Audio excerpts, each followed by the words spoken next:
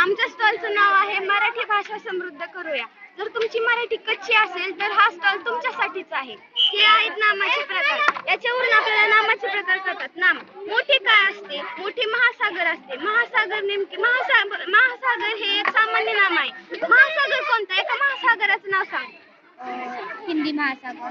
हिंदी महासागर. मग हिंदी महासागर हे एक विशेष नाम झालं. कळलं? आता हे अवयवांवर आधारित वाक्प्रचार आहेत. आपण जेवढे अवयव आहेत ते जेवढे वाक्प्रचार आहेत ते वाक्प्रचार आपण या चार्टच्या आधारे समजून घेऊ शकतो.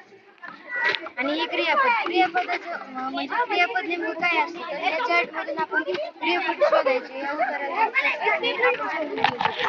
आणि हे झाले क्रियापद. बैल काय करतो मारतो. हे त्याची क्रिया म्हणजे काय क्रिया करतो. मारतो, हंबरतो, घालतो, जुंपतो, पाळतो, कुळवतो, नांगरतो, खातो.